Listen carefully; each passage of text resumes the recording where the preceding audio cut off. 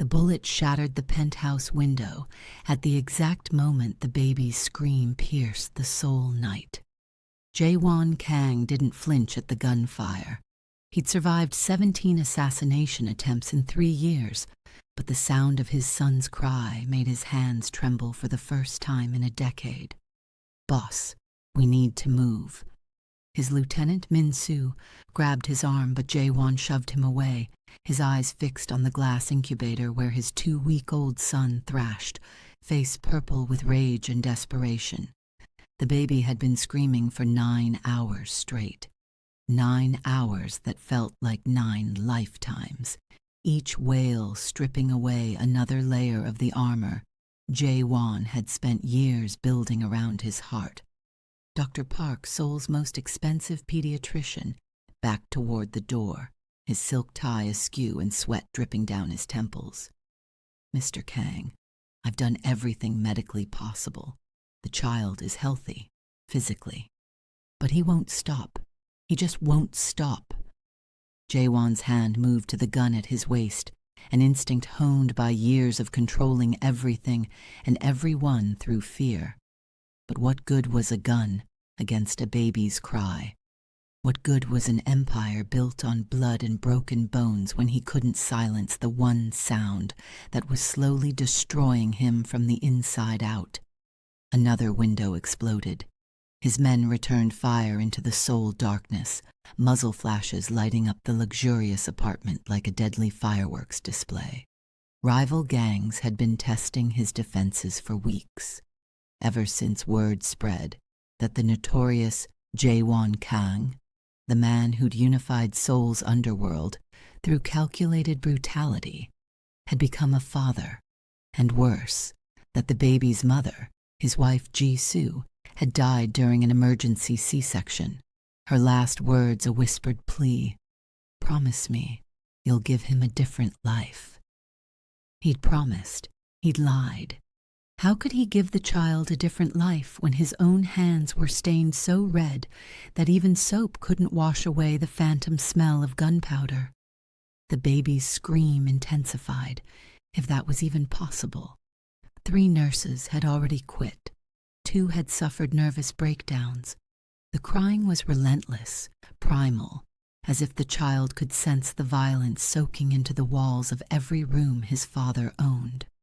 "Find someone," Jae-won said, his voice deadly calm despite the chaos erupting around him. "Anyone.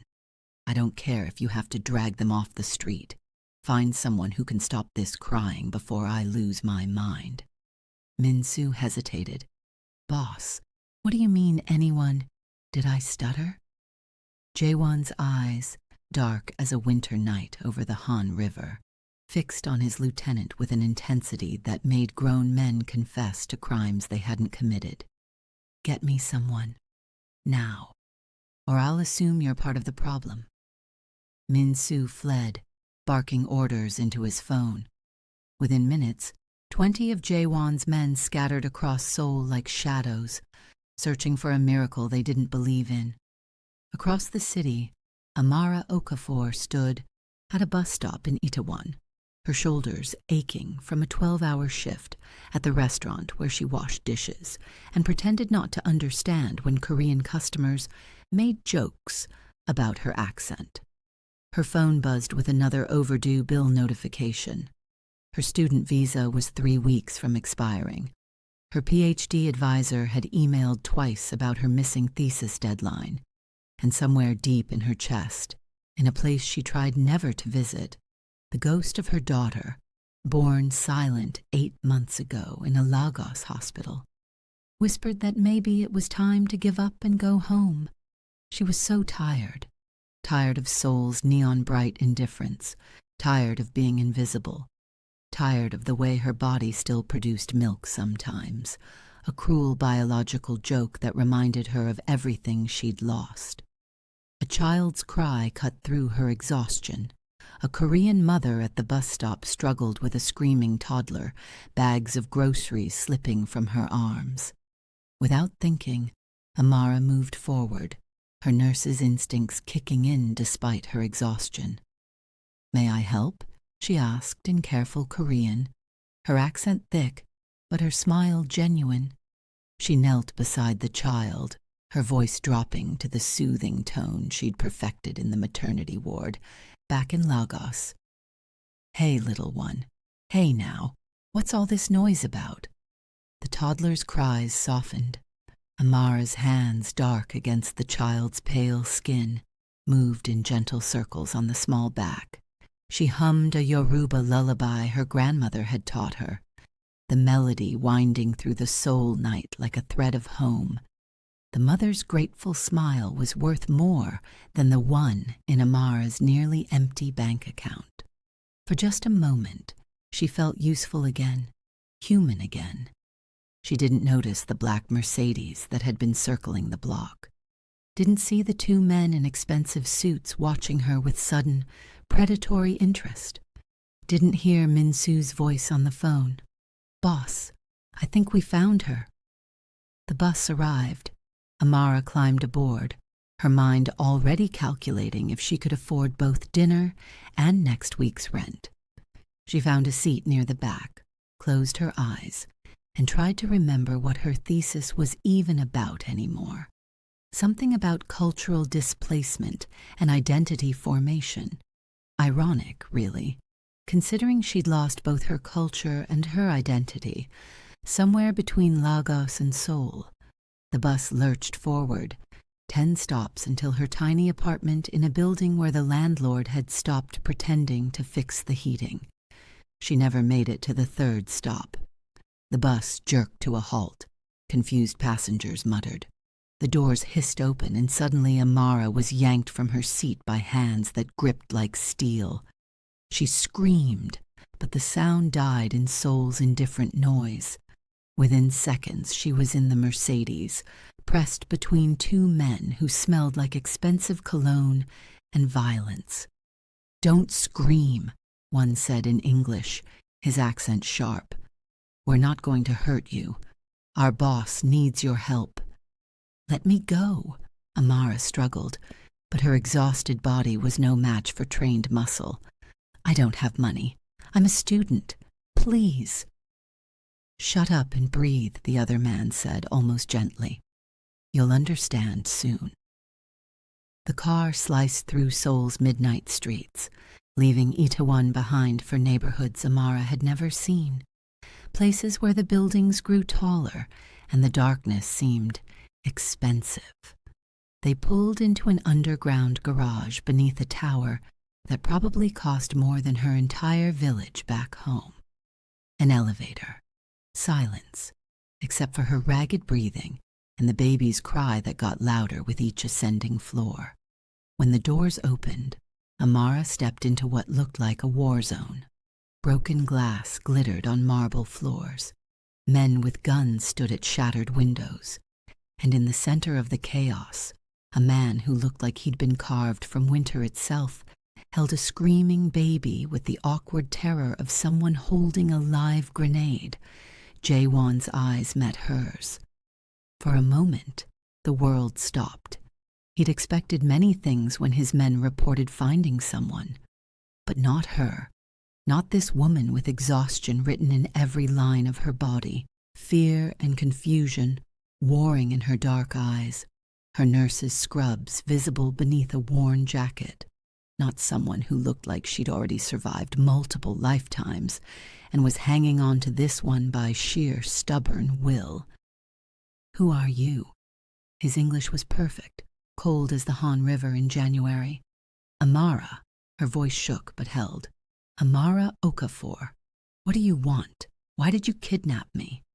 "My son won't stop crying." Jaewon's voice cracked on the word son, a hairline fracture in his armor. "Can you help?" If you're still watching, you're probably wondering how this insane night is going to end. Trust me, you haven't seen anything yet. Hit that subscribe button right now because this story takes turns you won't believe and you don't want to miss what happens next. Drop a like if you're already hooked and comment below if you think this man is insane for kidnapping a random woman off a bus. Now, let's get back to the moment that changed everything. Amara stared at the baby, then at the armed men, then back at Jaewon. This was insane. This was Seoul's criminal underworld at its most desperate and dangerous. Every rational thought screamed at her to refuse, to demand they let her go, to run as far as her tired legs could carry her. But the baby's cry, God, that cry. It bypassed her brain and went straight to her heart, to the empty place where her daughter should have been. It wasn't the cry of a sick child or a hungry one. It was the cry of abandonment, of a soul searching for something it couldn't name. "I'm not a doctor anymore," she said quietly. "I'm a graduate student. I used to be a maternity nurse, but can you help him or not?" Jaewon's desperation leaked through despite his attempt at authority.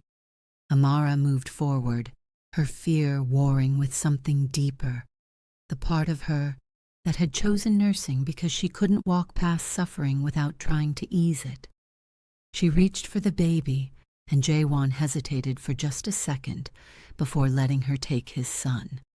The weight of the child in her arms felt like coming home and falling apart simultaneously.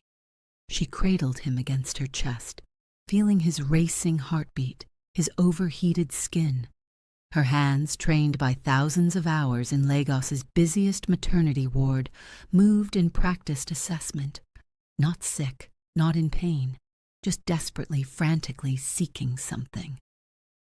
"How long has he been crying?" she asked, her voice shifting into the calm, professional tone that had soothed countless frightened mothers. 9 hours, non-stop. And before that? Off and on for 2 weeks. Since his mother, Jaewon's jaw clenched. Since birth. Amara looked at the baby's face, red and contorted with misery, and felt something click into place. She'd seen this before, rarely, but she'd seen it. Some babies, especially ones born into trauma, needed more than milk and warmth. They needed a specific kind of comfort, a particular rhythm and scent and sound that matched whatever fragmented memory they carried from the womb. "The doctors tried everything?" she asked, already knowing the answer. Everything. Jaewon's hands flexed at his sides, unused to helplessness. Formula, breast milk from a bank, different bottles, specialists, everything. He'll drink for a minute, then start screaming again, like nothing satisfies him. Amara closed her eyes. The baby's cry was weakening now, as if even he was exhausted. She made a decision that defied logic, that risked everything, that pulled from the deepest well of her grief and turned it into something else.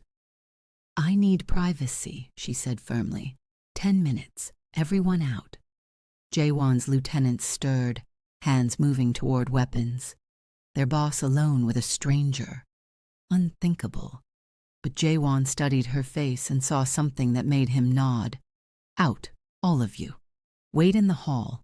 If I need you, I'll call." "Boss," Min-soo started. "Now." They filed out, glancing back with suspicion and confusion. The door clicked shut. Suddenly, the massive penthouse felt intimate. Just Amara, Jaewon, and the crying baby in a moment suspended between desperation and hope. "You too," Amara said to Jaewon, but her voice was gentler now. "This is my home, my son. And I'm about to do something that requires privacy. You can stand by the window with your back turned, or you can leave. Your choice." Something in her tone, not defiant, but immovable, reminded Jaewon of his late wife. He walked to the broken window, turned his back, and stared out at Seoul's glittering indifference. Amara settled into a chair, adjusted her clothing, and guided the baby to her breast. Her milk had been unpredictable since the loss. Sometimes there, sometimes not, her body confused by grief. But now, as the baby's mouth found her, she felt the familiar letdown, felt her body responding to need the way it was designed to. The baby latched, and for the first time in 9 hours, the crying stopped. The silence was so sudden, so complete, that Jaewon spun around despite his promise. What he saw made something in his chest crack open. A woman he'd kidnapped off a Seoul street, cradling his son with infinite gentleness. The baby finally at peace. Amara looked up, tears streaming down her face. "He was starving," she whispered. "Not for food, for connection, for—" She couldn't finish. How could she explain that sometimes babies knew things adults had forgotten? That sometimes souls recognized each other across impossible distances? Jaewon approached slowly, as if any sudden movement might shatter the spell. He knelt beside the chair, his face level with hers, and for the first time since Jisoo's death, he let someone see him cry. "Thank you," he breathed. "Thank you. I'll pay you anything. Name your price. Anything you want." But Amara was looking at the baby, at his tiny hand curled against her dark skin, at the way his breathing had finally steadied into the deep rhythm of infant sleep. "I lost my daughter," she said, the words coming from somewhere beyond conscious thought. 8 months ago. She was born silent. They said her heart just stopped before she could even cry. And my body," her voice broke, "my body didn't understand. It kept preparing for a baby that wasn't there." The weight of her words settled between them like snow. Jaewon understood loss. His empire was built on it, carved from the absence of mercy and hope. But this was different. This was the loss that created life from death, connection from emptiness. "His mother died giving birth to him," Jaewon said quietly. "She asked me to give him a different life, better than mine. I don't know how. I only know how to destroy things." "Then learn," Amara said, meeting his eyes with unexpected fierceness. "If you're feeling this as deeply as I am right now, do me a favor. Hit that like button. This moment right here, where two broken people find each other in their grief. This is what makes us human. Drop a comment telling me about a time loss led you to something unexpected. And if you haven't subscribed yet, do it now because this emotional journey is far from over.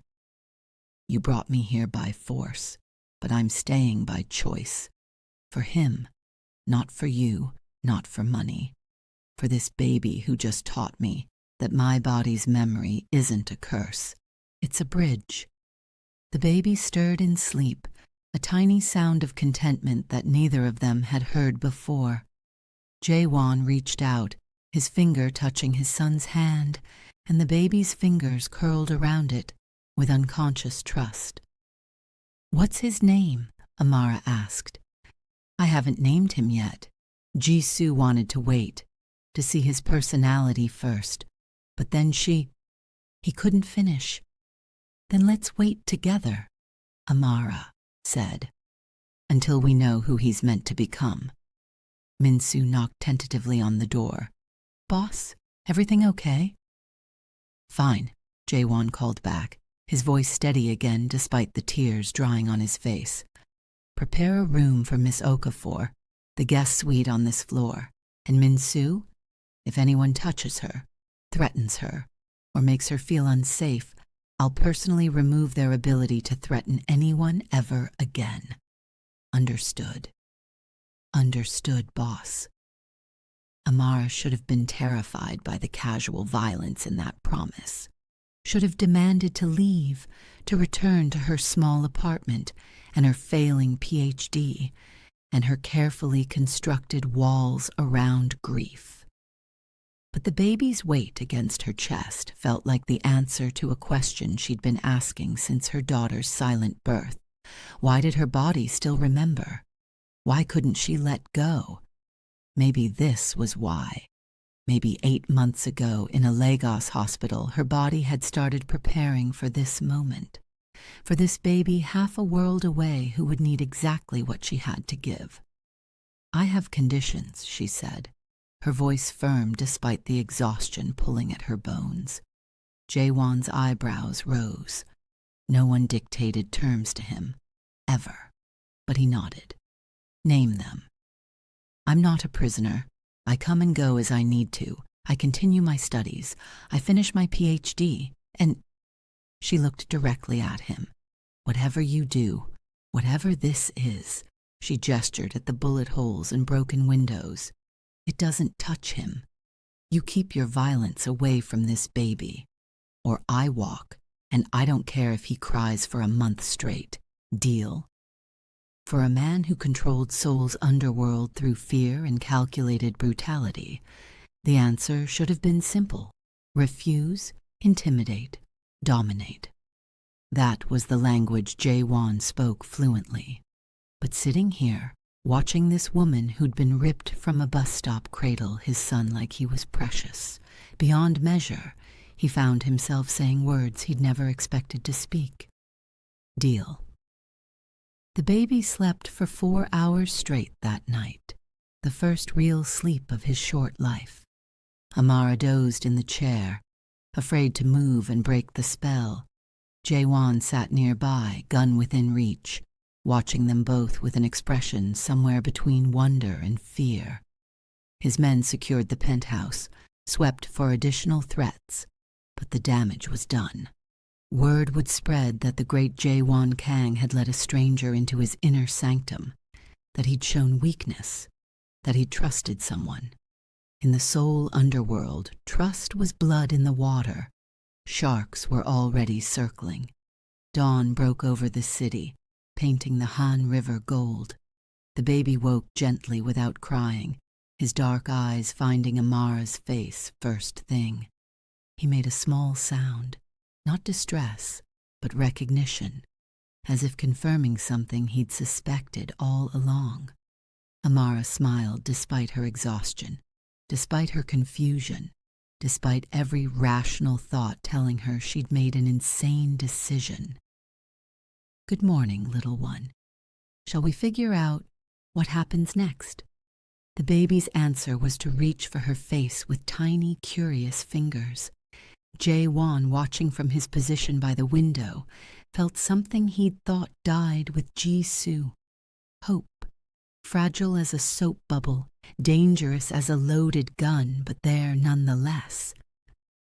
I need to call my landlord, Amara said, practical despite the surreal situation. Tell him I won't be back for a while, and my advisor, God, my advisor is going to think I've lost my mind.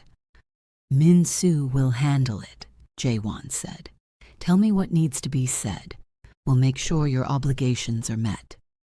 That's not how normal life works. I can't just disappear and have someone handle it. You disappeared into my life last night. Normal ended when my men put you in that car. His voice wasn't cruel, just stating facts. But I meant what I said. You're not a prisoner. You want to go back to your apartment. Go. You want to attend classes. Attend. But... He looked at his sleeping son. If he needs you, really needs you, I need to be able to reach you. That's not negotiable. Amara considered this, weighing freedom against responsibility, her old life against this new, impossible situation.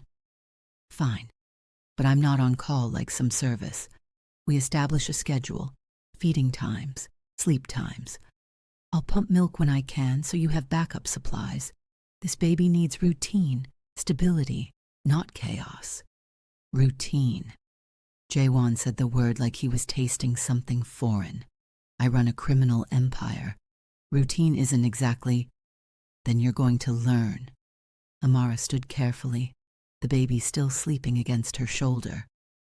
Because if you want him to have a different life than yours, it starts with different days. Predictable, safe, boring days where the biggest crisis is a missed nap, not a shootout. Min-soo chose that moment to knock again. Boss, we have a situation.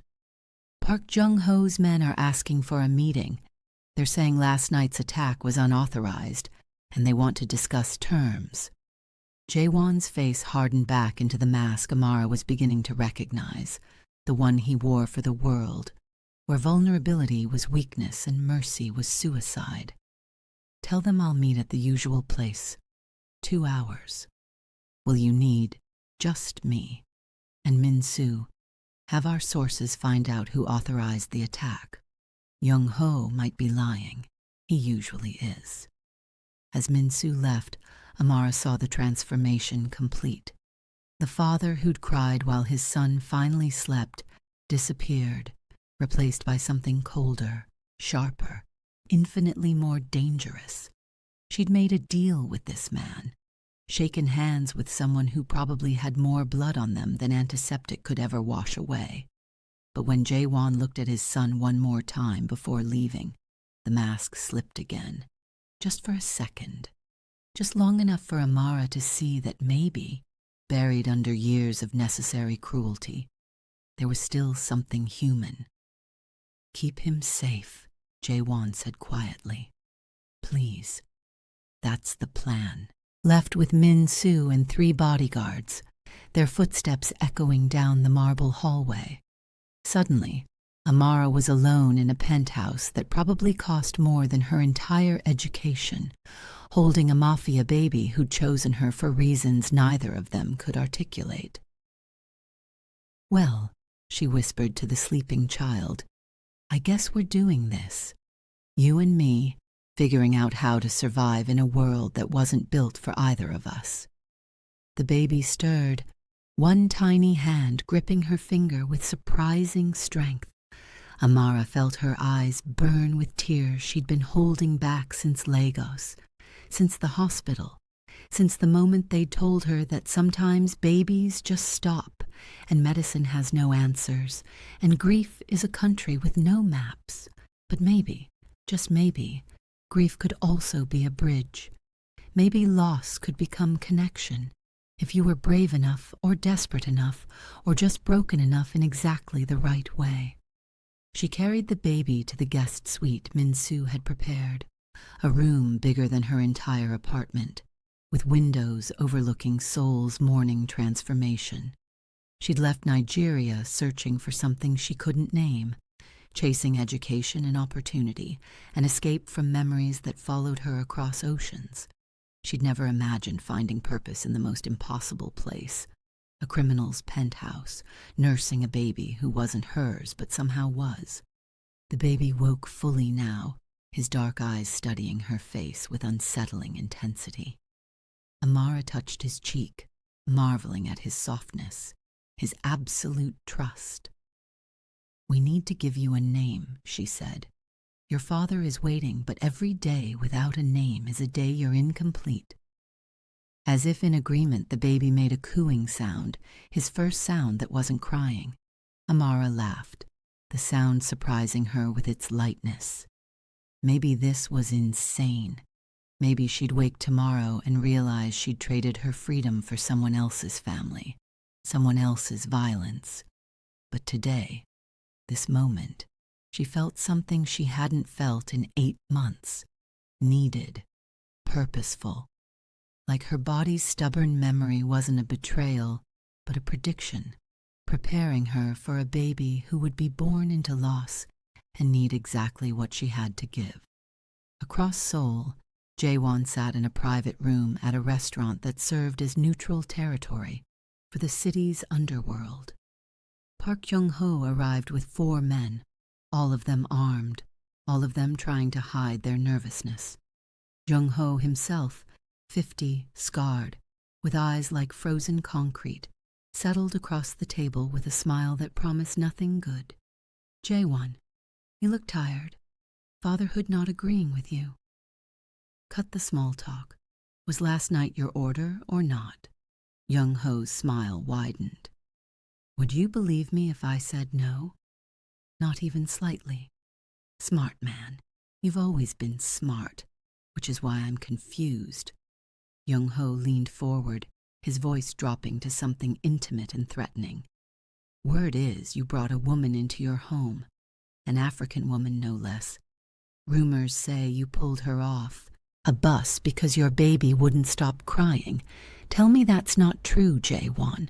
Tell me the man who unified Seoul's gangs through pure ruthless intelligence didn't just show the entire underworld that he's desperate. Jaewon's expression never changed, but under the table his hand moved to his gun. My personal life isn't your concern, but it is, don't you see? When the strongest man in Seoul shows weakness, everyone starts wondering if it's time for new leadership. Your wife's death softened you. The babies made you vulnerable. And now, this woman. Jung-ho shook his head mockingly. How long before someone decides you're more liability than asset? Is that a threat? It's an observation. And an offer. Jung-ho slid a folder across the table. Inside is proof that 3 of your lieutenants are already talking to my people. They think you've lost your edge. Give me 30% of your territory, and I'll make sure those lieutenants disappear. We can still work together, Jaewon, but you need to show strength, not weakness. Jaewon opened the folder, his face expressionless, as he scanned surveillance photos, transcribed conversations, meeting logs. Jung-ho wasn't lying. 3 of his own men were planning to defect, possibly worse. The evidence was damning, undeniable. He closed the folder calmly. Counter-offer. I keep my territory. You tell me who in your organization authorized last night's attack without your knowledge, because that's what really happened, isn't it? Someone in your ranks went rogue, and now you're here doing damage control while pretending it was a power play. Jung-ho's smile fractured. Careful, Jaewon. You're scared, Jaewon continued, his voice soft and deadly. Scared that your own people are making moves without permission. Scared that if I dig into last night, I'll find out your organization is fracturing. So you're here, trying to leverage my vulnerability to hide your own. It's clever. Almost worked. The temperature in the room plummeted. Jung-ho's men shifted, hands moving toward weapons. Min-soo and the bodyguards tensed. You're making a mistake, Jung-ho said quietly. Probably. I make them sometimes. But here's what's going to happen. Jaewon stood, pocketing the folder. I'll handle my traitors. You'll handle yours. And neither of us will pretend this meeting was anything but 2 scared men trying to look strong. Last night's attack? It ends there. No retaliation, no escalation. Because if we start a war right now, we both lose. Agreed? The silence stretched thin as wire. Then Jung-ho laughed, the sound devoid of humor. You've changed, Jaewon. The old you would have killed me for even suggesting you're weak. The old me didn't have a son to protect. Consider that an upgrade in motivation, not a downgrade in capability. Jaewon left without waiting for a response, his men flanking him as they exited into Seoul's mid-morning traffic. Once in the car, Min-soo cleared his throat nervously. Boss, those 3 lieutenants. I know. Set up a meeting with them individually. Tonight. Private locations. I'll handle it personally. And the woman? Jung-ho's right that people are talking. Maybe if you finish that sentence with anything suggesting we remove her, you'll join the traitors. Jaewon's voice was calm, almost pleasant, which made the threat more terrifying. She's off limits, completely.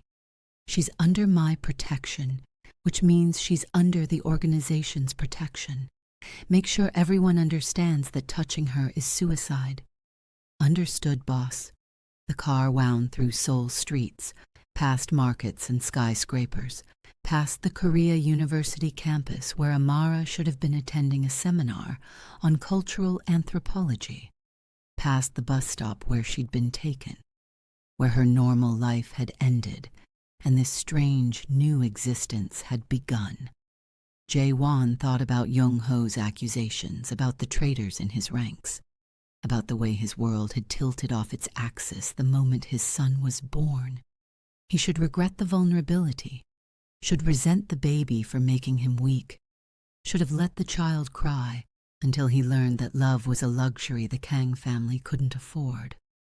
But remembering the sight of Amara holding his son, the first moment of peace in 2 weeks of escalating chaos, Jae-won felt something he'd thought impossible: gratitude.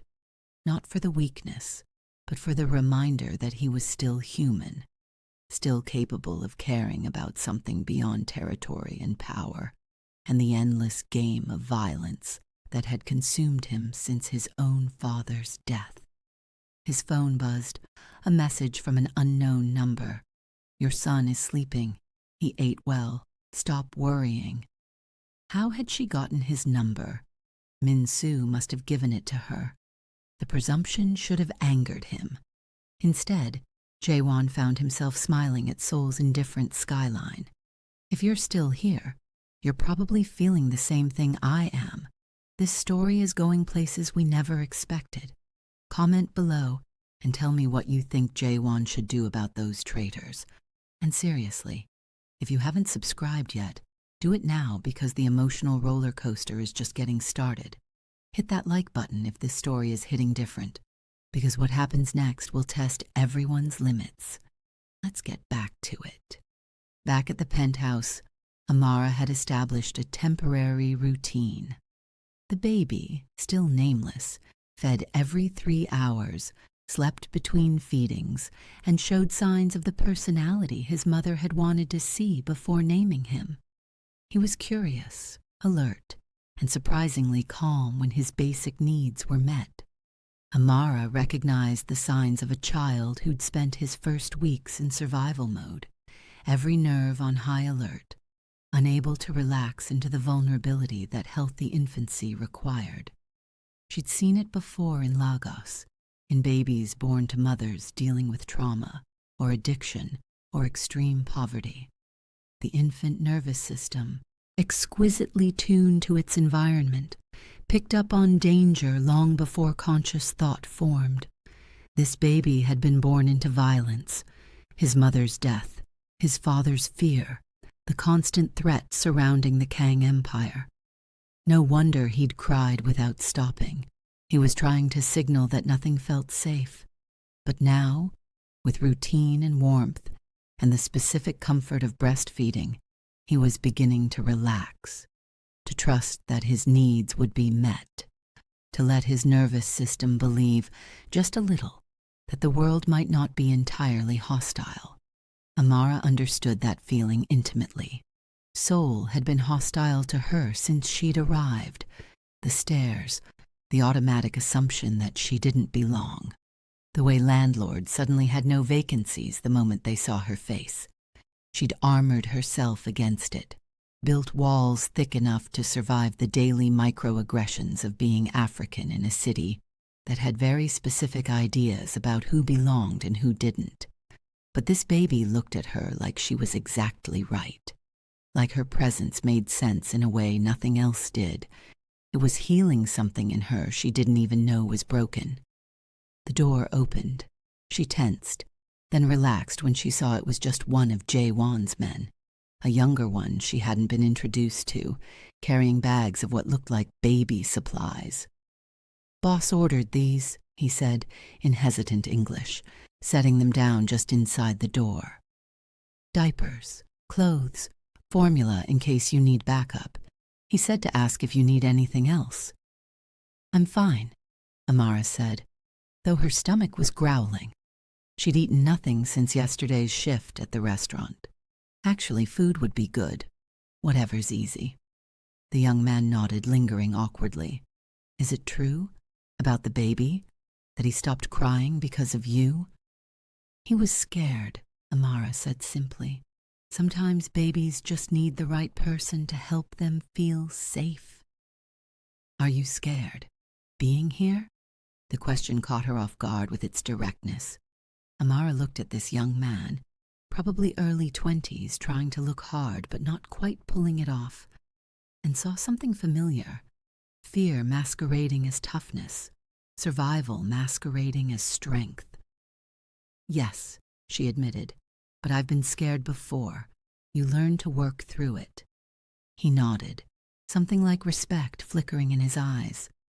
"I'll bring food, good food, not the instant stuff. You're doing something important. Boss is different when the baby's calm. More himself, if that makes sense." After he left, Amara pondered that. More himself. What did that mean for a man like Jaewon Kang, whose entire reputation was built on being less than human, more than merciful? Who was his true self beneath the armor of violence and control? She'd seen glimpses this morning, the tears, the gratitude, the naked fear when his son wouldn't stop crying. Those moments felt more real than anything else, like accidentally seeing someone without their mask and realizing you'd been talking to a performance all along. The baby stirred against her shoulder, making small sounds of discontent. Amara checked her watch. Time for another feeding. As she settled into the chair and guided him to latch, she found herself humming the same Yoruba lullaby from the bus stop. The melody filled the expensive silence of the penthouse, making it feel less like a prison and more like a temporary refuge. Across the room, her phone buzzed repeatedly. Missed calls from her landlord, panicked texts from her study group, an email from her advisor with the subject line, "Urgent, need to discuss your status." Reality, pressing in from all sides, reminding her that she couldn't just disappear into this strange interlude forever. But the baby's weight against her chest, the rhythm of his breathing, the way his tiny hand rested on her collarbone, these things felt more real than any thesis deadline or unpaid bill. For the first time in 8 months, Amara wasn't constantly thinking about her daughter, wasn't drowning in the what-ifs and the why didn't they save hers. This baby had given her something she desperately needed, a present tense, a reason to be here, now, instead of trapped in a past she couldn't change. Jaewon returned in the afternoon, his face tight with tension. He'd dealt with the traitors. Amara didn't ask how and didn't want to know. And now, he moved through the penthouse like a storm barely contained. But when he saw his son sleeping peacefully in Amara's arms, the storm stilled. "How was he?" Jaewon asked, his voice dropping to a whisper. "Perfect. He's settling into a routine. Every 3 hours for feeding, sleeping between. He's starting to stay awake longer, which is a good sign. Means he feels safe enough to explore his environment." "Safe." Jaewon repeated the word like a foreign language. "This apartment was shot up last night. How is that safe?" "Because you're here. Because I'm here. Because his needs are being met consistently. Safety isn't about the absence of danger. It's about the presence of people who care enough to protect him from it." Amara met his eyes steadily. "You're his father. That means something, even if you don't believe it yet." His mother believed I could be different. Jaewon sat heavily in a chair across from her, suddenly looking exhausted. "She was wrong. I spent today handling traitors the only way I know how. Violence, fear, permanent solutions. That's who I am, Miss Okafor. That's who I'll always be." "Then why did you cry this morning?" The question hung between them like a challenge. Jaewon's jaw tightened, his instinct to deny, deflect, dominate. But something about this woman, her directness, her refusal to be intimidated, made him pause. Because for the first time since Jisoo died, I thought maybe I wouldn't lose him too, that maybe someone could do what I couldn't, make him feel safe enough to stop screaming. You did, in minutes, what I couldn't do in 2 weeks. He rubbed his face tiredly. That either makes me grateful or pathetic. Haven't decided which. Why not both? Amara said, surprising herself with the gentleness in her voice. You're allowed to be complicated. You're allowed to be a father who's terrified he'll fail, and a boss who has to make hard decisions. Those things can exist in the same person. Not in my world. In my world, complexity is weakness.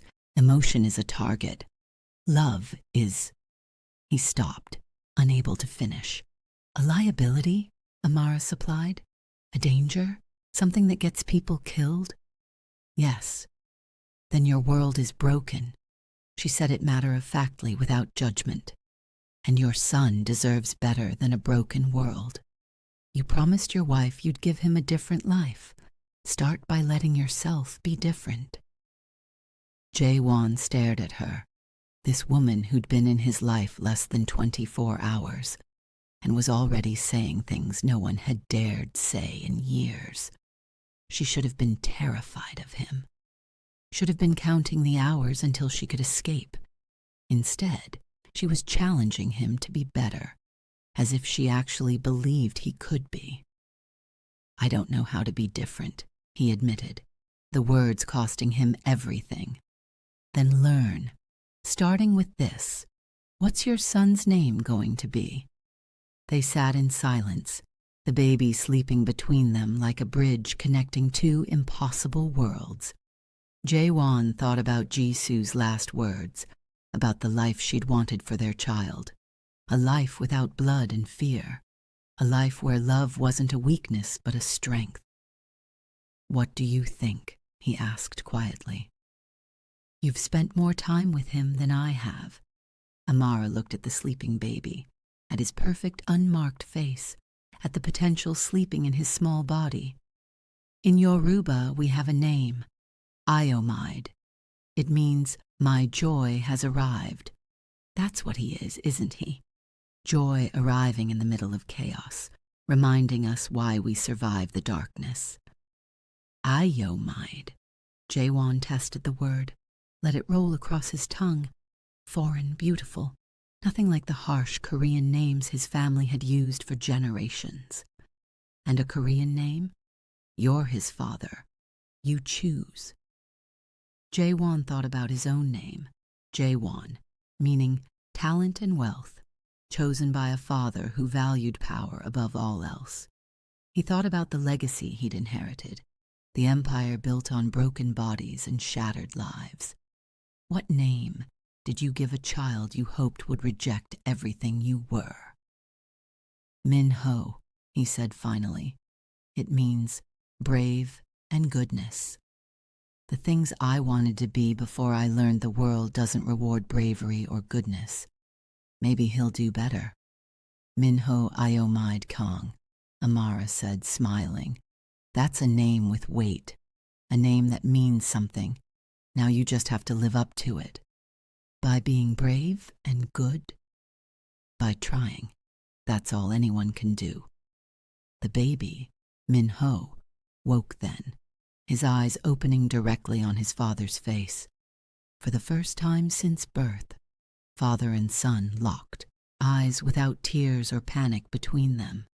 Just recognition, just the beginning of something fragile and necessary.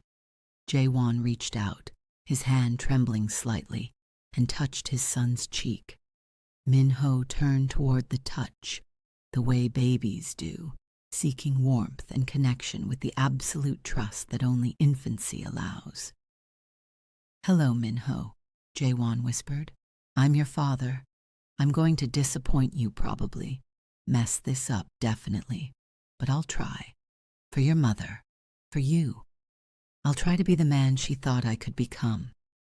Amara felt tears burning her eyes again. This moment, a killer promising his son he'd try to be better, shouldn't have been beautiful, but somehow it was. Somehow this broken man and his motherless baby and a grief-stricken woman from another continent had formed something that looked like the beginning of hope. The days that followed developed a rhythm that surprised everyone. Amara moved between the penthouse and her university obligations, a strange double life where she'd nurse a Mafia baby at dawn and attend seminars on post-colonial theory by afternoon. The other graduate students noticed her exhaustion, her distraction, but she deflected questions with vague mentions of a part-time job. How could she explain that she was living in Seoul's most dangerous man's home, bonding with his son, slowly dismantling the armor around both their hearts? Jaewon's organization noticed too. The boss was different, still ruthless when necessary, still commanding absolute loyalty. But there was something else now, a hesitation before violent solutions, a question that hadn't existed before. Is this necessary, or am I just angry? Min Soo, who'd served Jaewon for 10 years, pulled him aside after a meeting that ended in negotiations instead of bloodshed. Boss, I don't know what that woman's doing to you, but the men are noticing.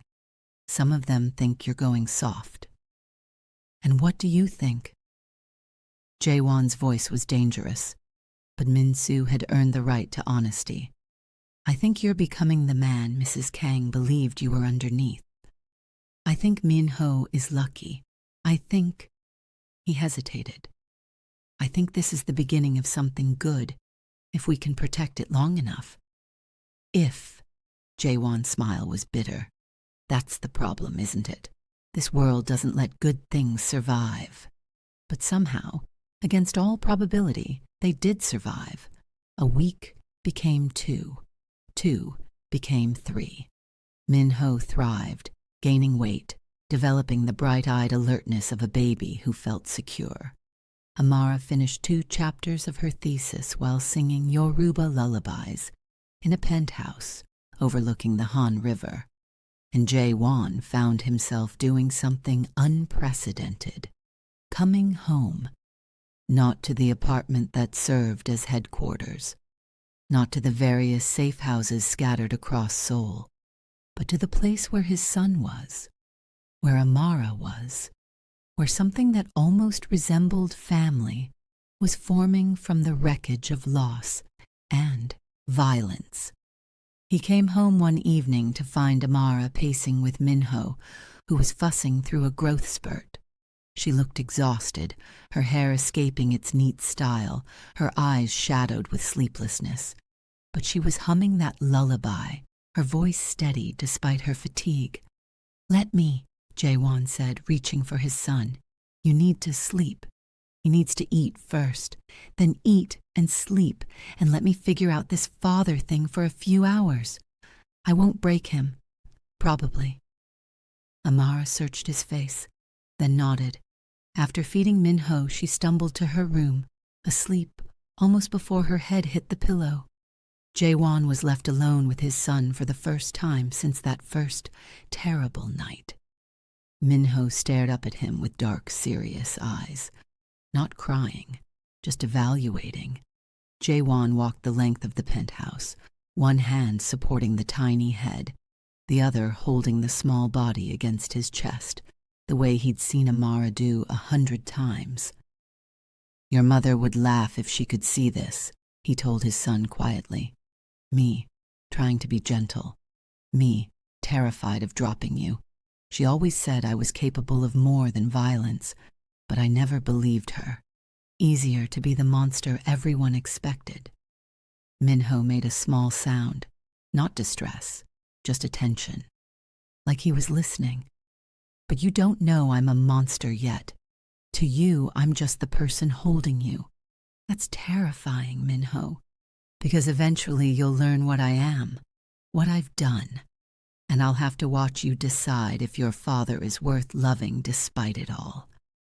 The baby's hand found Jaewon's finger, gripped it with surprising strength.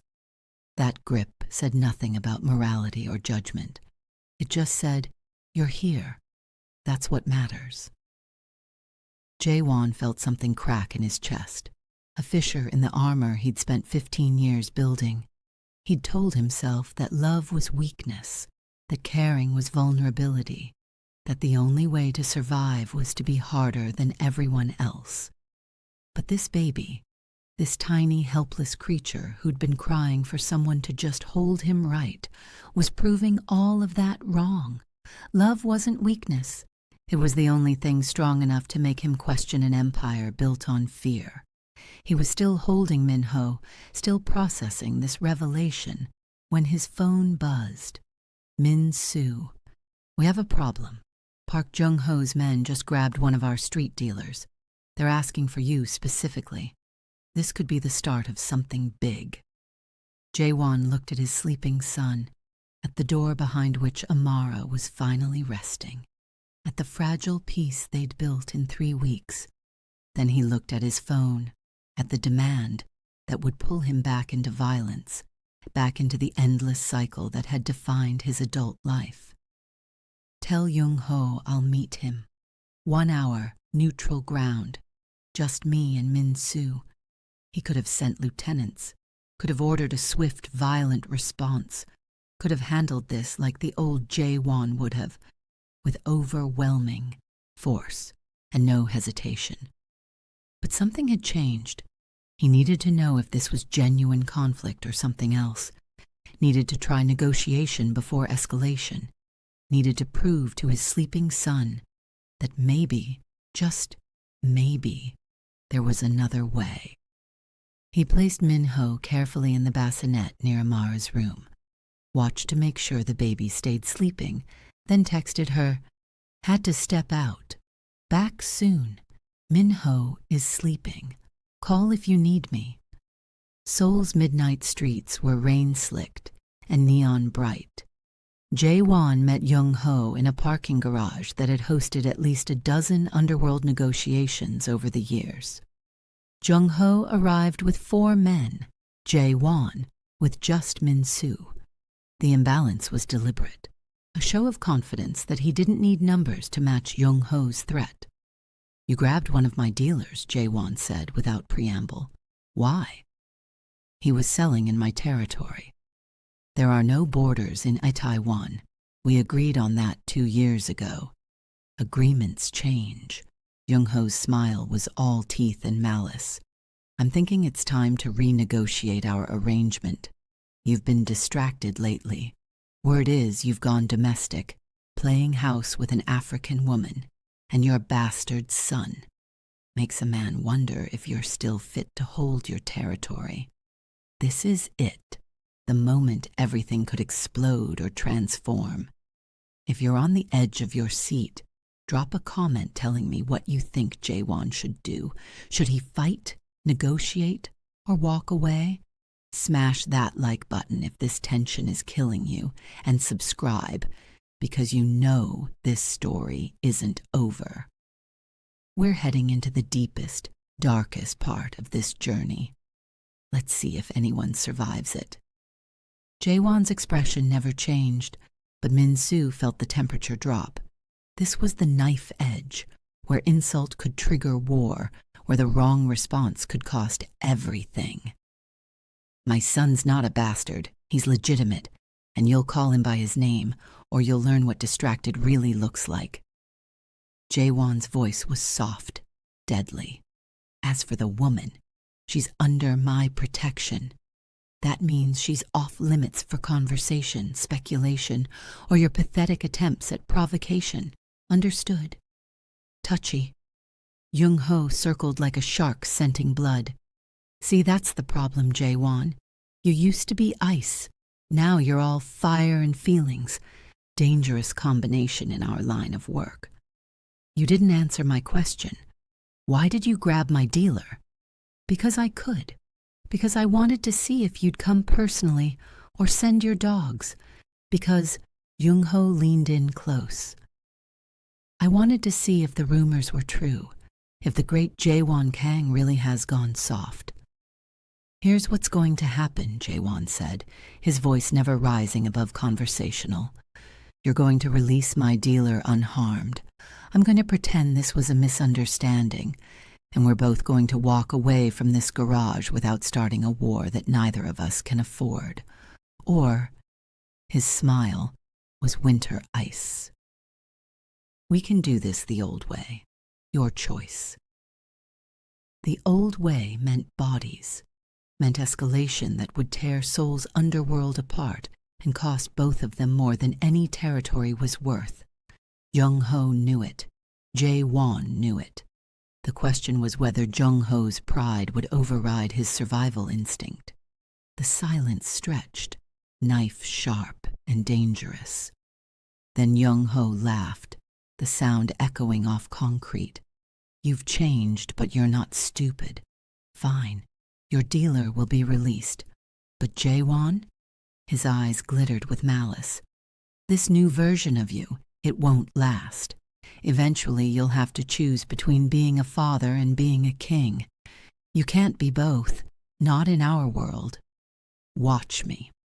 Jae-won turned and walked away, every step a calculated risk that Jung-ho wouldn't shoot him in the back. Min-soo followed, his hand on his concealed weapon, ready for betrayal, but the shots never came. Jung-ho let them leave, which was its own kind of message. I could have, but I chose not to. Remember that. In the car, Min-soo exhaled shakily. "Boss, that was close, I know." Jae-won's hands were steady, but inside he was calculating. Jung-ho was right about one thing. The underworld didn't forgive softness. Eventually, someone would push hard enough that he'd have to respond with overwhelming violence, or lose everything. The question was whether he could protect Min-ho and Amara when that moment came. He returned to the penthouse to find Amara awake, holding a crying Min-ho. "He woke up looking for you," she said, her voice rough with sleep. "Wouldn't settle for me. I think he knew you were gone."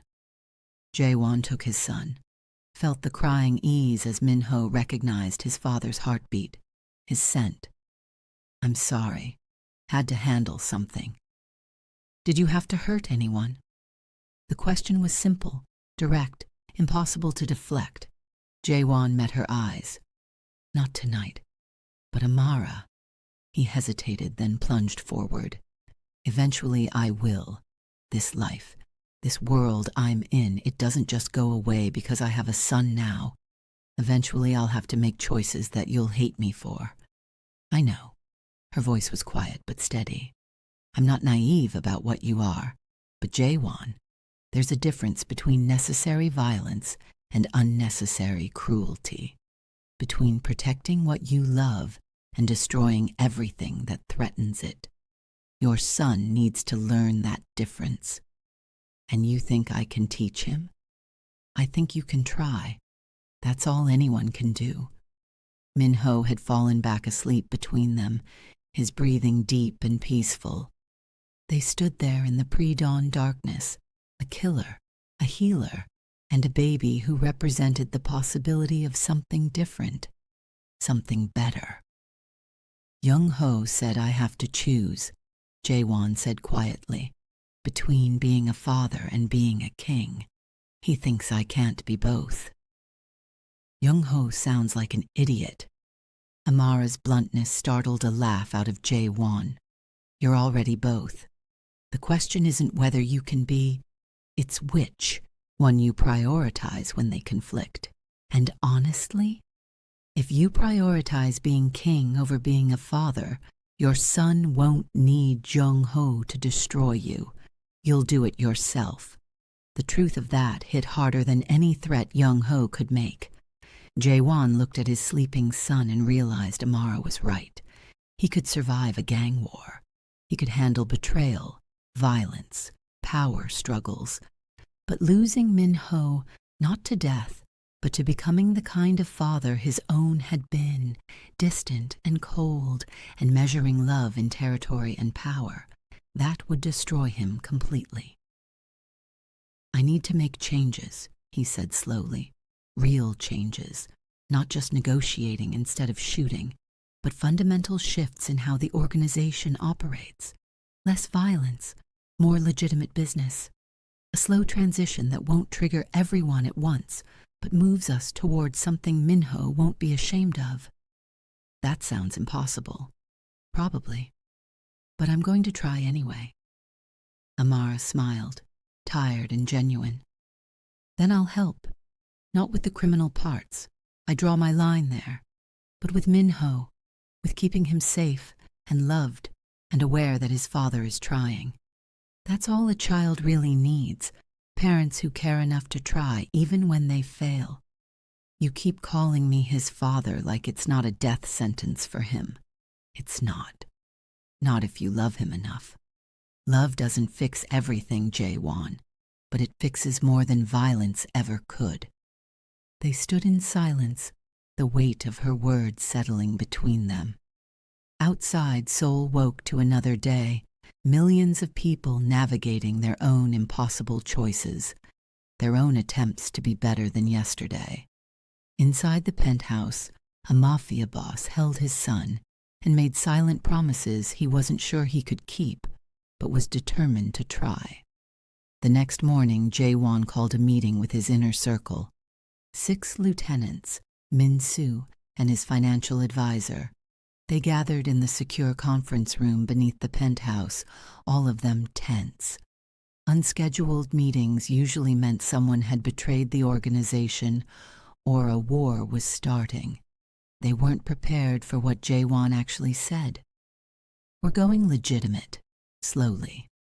Over the next 5 years, I want 60% of our operations to be legal businesses, real estate, restaurants, tech investments, anything that makes money without bodies.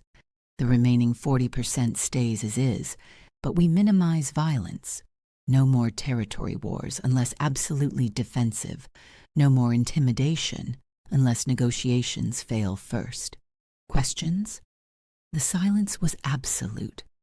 Then his oldest lieutenant, a man named Do-yoon who'd been with Jae-won since the beginning, spoke carefully. Boss, this because of the baby? It's because I'm tired. Jae-won's honesty shocked them more than any threat could have. Tired of living like every day might be my last. Tired of building an empire I can't leave to my son because it's made of blood and fear. We're good at what we do. We're smart, organized, ruthless. When necessary, those skills translate to legitimate business.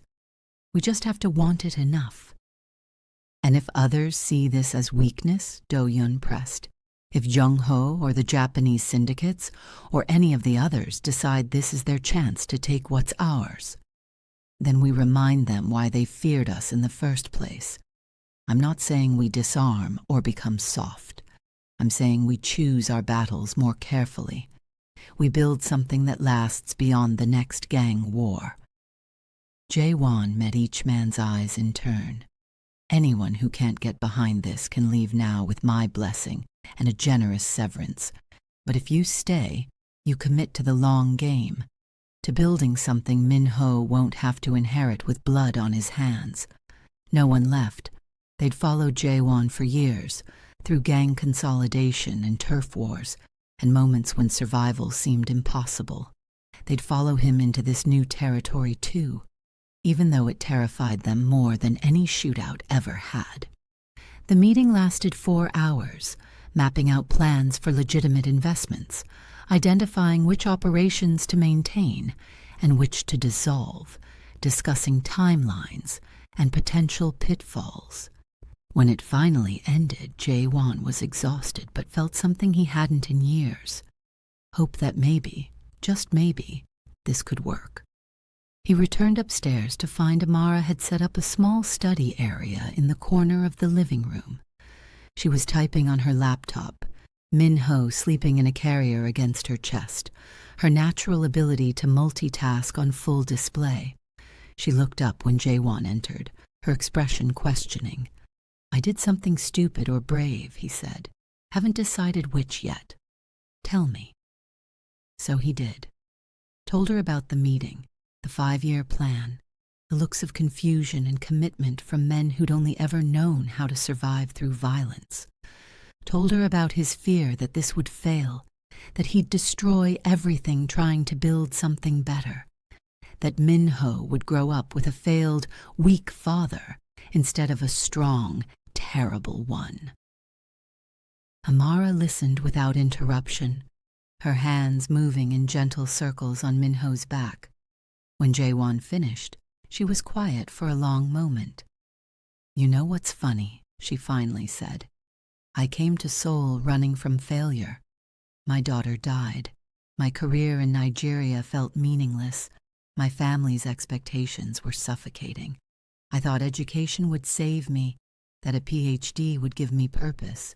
Instead, I found purpose in the most impossible place, nursing someone else's baby, helping a criminal try to become something better. She smiled at the absurdity. Life is strange, isn't it? We plan and prepare and try to control everything. Then a baby cries, and suddenly you're living a completely different story.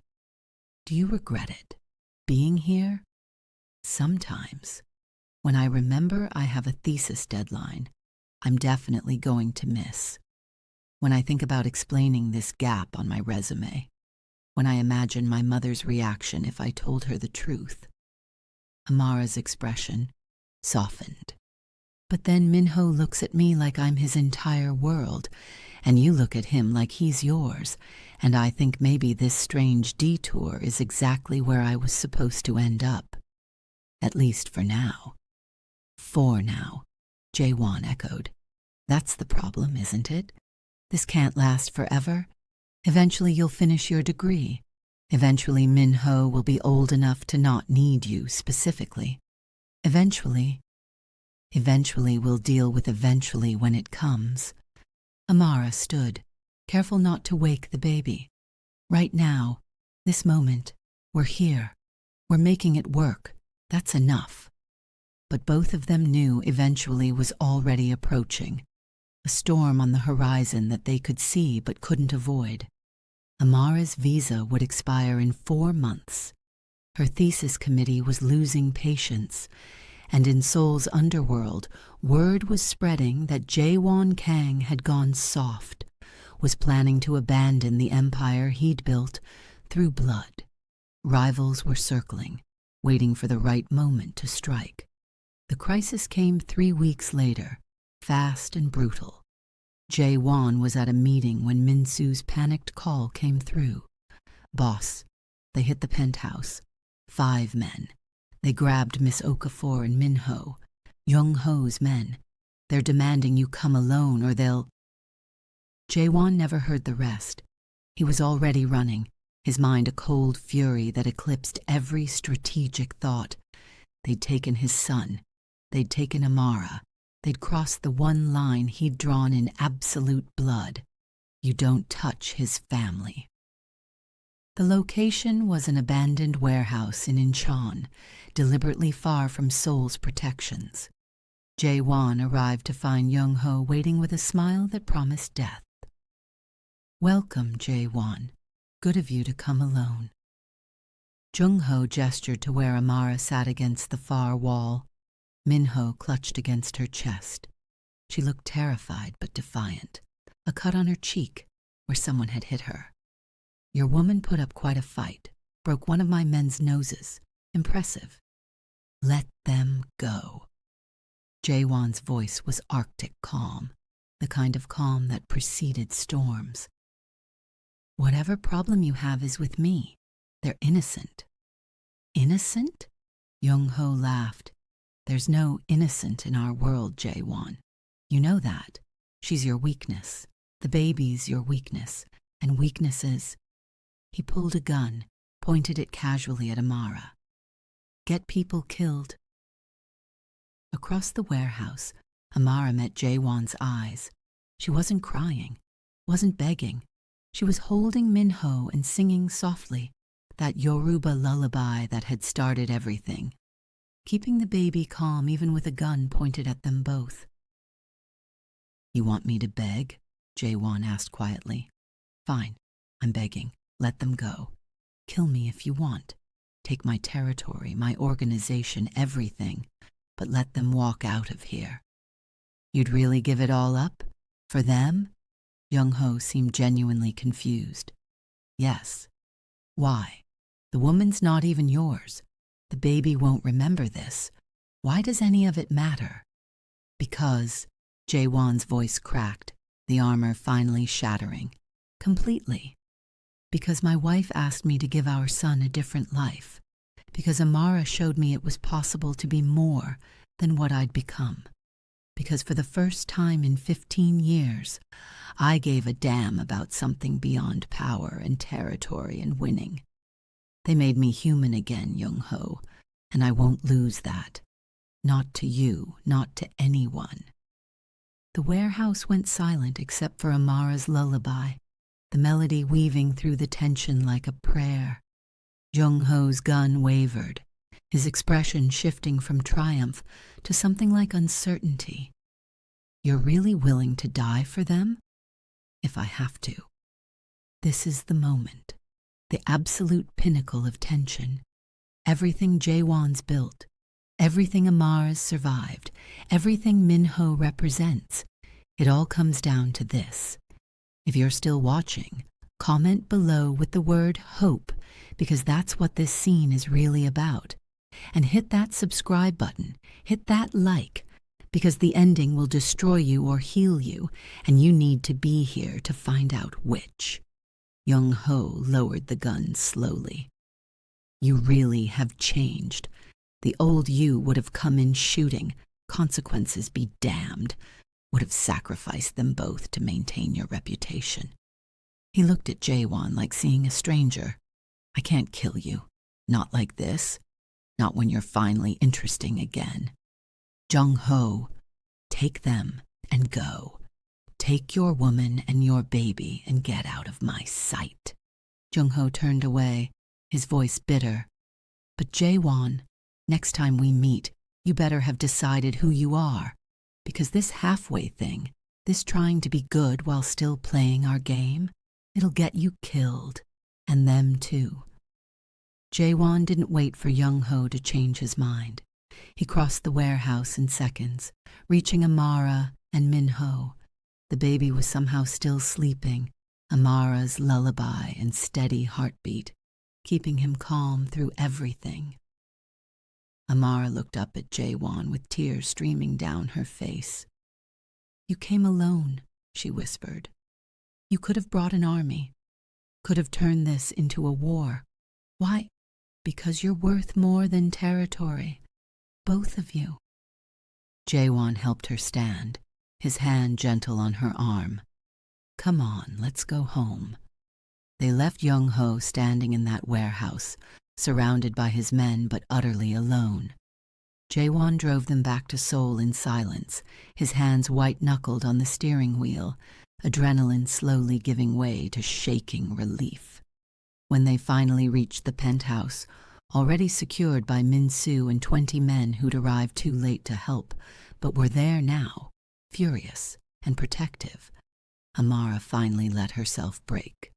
She handed Minho to Jaewon and collapsed onto the sofa, her body racked with sobs she'd been holding back for hours. Jaewon sat beside her, his sleeping son in his arms, and did something he'd never done in 15 years of organized crime. He cried. Not silent tears, but the kind of weeping that came from finally understanding what he had to lose, what he'd almost lost. I'm sorry, he said when he could speak. I'm so sorry. I should have protected you better. Should have known Young-ho would. You saved us. Amara's voice was fierce through her tears. You walked in there unarmed and offered your life. Do you understand how insane that was? How completely against everything you're supposed to be? I couldn't let him hurt you, either of you. I know. She reached over, her hand finding his. I know. And Jaewon, I think your wife would be proud of who you're becoming. They sat like that for a long time. A criminal, a student, and a baby, all of them survivors of a night that should have ended in tragedy but somehow hadn't. Outside, Seoul glittered with indifferent neon. Inside, something had shifted permanently. Jaewon had made his choice. Family over empire, love over power, the most dangerous gamble of his life. The next morning, he made another choice. He called his lawyers, his financial advisors, and his inner circle, and he started the real work of transformation, not just planning to go legitimate, actually doing it. selling off the violent operations, investing in legal businesses, creating distance between the Kang Empire and Seoul's underworld. It was slow, painful work. Some of his men left, unable to imagine a life beyond what they'd always known. Rivals tried to take advantage of the perceived weakness. There were setbacks, threats, moments when Jaewon questioned everything. But he kept going, because every night he came home to a baby who smiled when he walked in the door, to a woman who challenged him to be better and believed he actually could be, to a life that was messy and complicated and terrifying in all new ways, but was real in a way his empire had never been. Amara stayed longer than either of them expected. Her visa got extended thanks to some convenient paperwork Min Soo arranged. Her thesis committee agreed to let her finish remotely, intrigued by her new research focus, cultural displacement and unexpected community formation in global cities. Her advisor didn't need to know she was writing about her own life, about finding family in the most impossible place. Months passed. Min-ho grew, thrived, started the long journey toward childhood. He said his first word, Ama, reaching for Amara with chubby hands. Jaewon pretended not to be jealous that it wasn't Appa, but he was, a little, but also proud that his son loved so fully, so without hesitation. One evening, 9 months after that first terrible night, Jaewon found Amara on the penthouse balcony, looking out at Seoul's lights. Min-ho was sleeping inside, finally in his own room like the parenting books said he should be. "What are you thinking?" Jaewon asked, joining her. "That I should probably go home soon, back to Nigeria, finish my degree properly. Let you and Min-ho figure out your life without me." The words hit like bullets. Jaewon had been expecting this, dreading this, knowing it was inevitable. "You don't have to go." "I know, that's the problem." Amara smiled sadly. "I've been here 9 months, Jaewon. 9 months of living in your world, taking care of your son, watching you transform into someone your wife would recognize. But this isn't my life, not really. I'm playing house in someone else's story. What if it could be your story?" The words came out before Jaewon could stop them. "What if you stayed, not as Min-ho's nurse or my guest, but as—" He hesitated, terrified of her answer. "As family, real family." Amara turned to look at him, her eyes searching his face. "What are you asking, Jaewon? I'm asking if you could see a future here, with us, with me. I know I'm damaged goods. I know my past is toxic. I know I'm still figuring out how to be human again. But Amara, you made me want to try. You and Min-ho, you made me believe I could be someone worth saving." He took her hands, his grip gentle despite his fear. "I'm not asking you to fix me. I'm asking if you'd be willing to build something new with me, something that's ours, not just circumstances we survived together." Tears streamed down Amara's face. "I came to Seoul running from grief, from failure, from feeling like my life was over before it really began. And I found—" her voice broke. "I found purpose in you, in Min-ho, in this strange, impossible family that shouldn't work but somehow does." "Is that a yes?" "It's a maybe," she laughed through her tears. "Ask me again in a month, when you've had more time to be sure, when I've had time to imagine what staying would actually mean. This is too important to rush, Jaewon. We both deserve to be certain."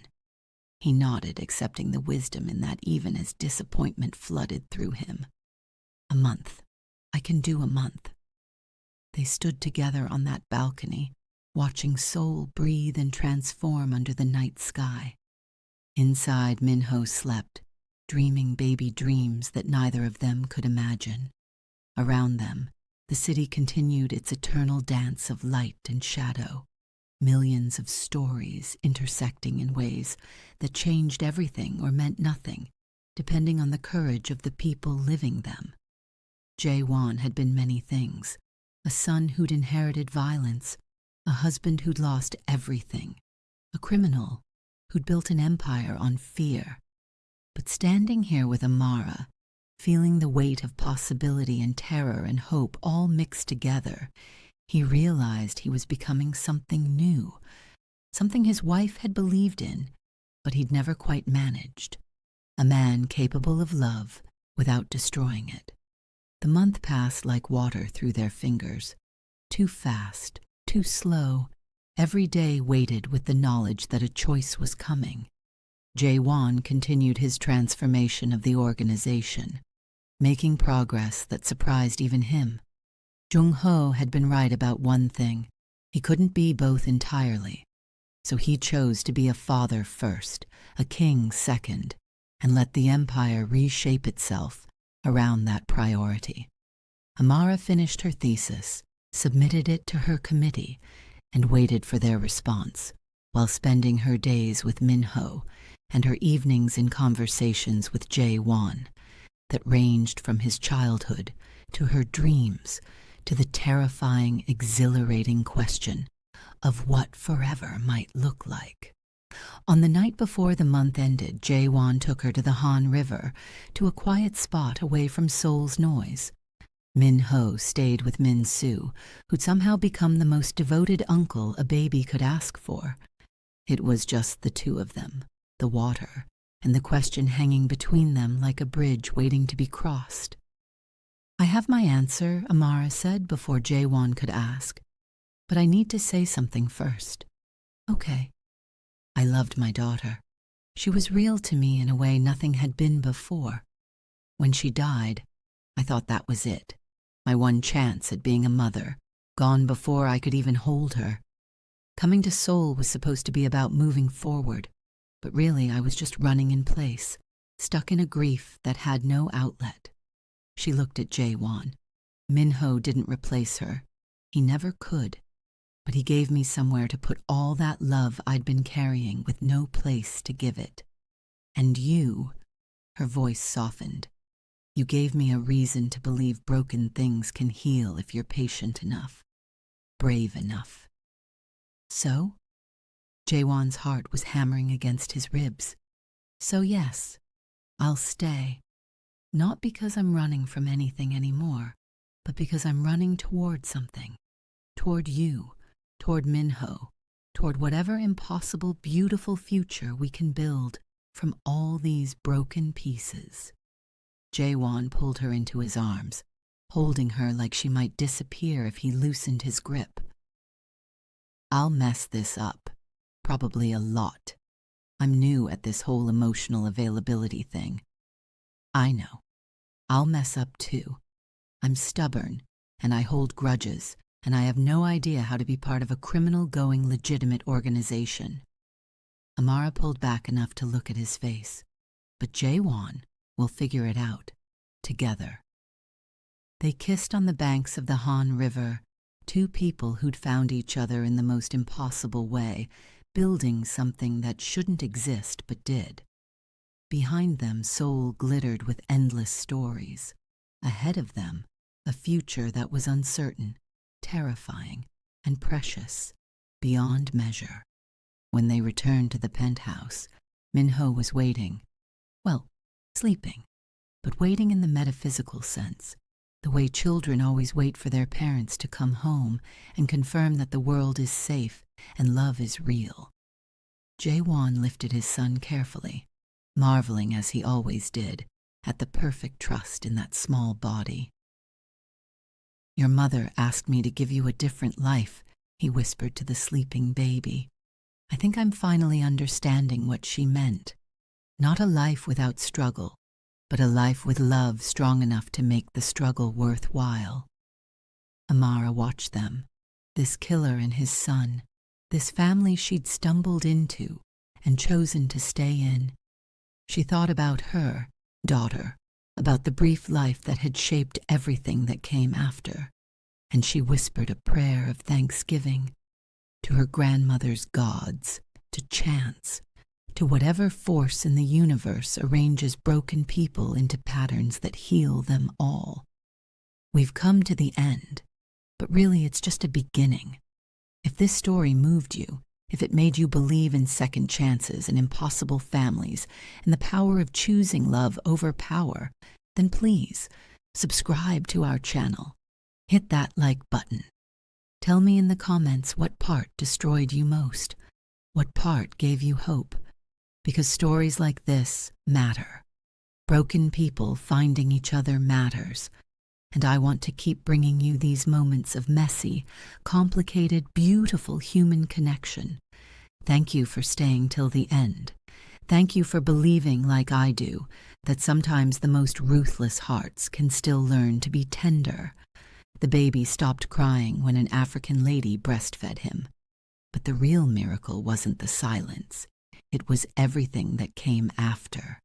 The transformation of a man who thought love was weakness. The healing of a woman who thought her grief had no purpose. The beginning of a family that proved belonging isn't about blood or borders or the stories we're born into. It's about the stories we choose to write together, one impossible day at a time.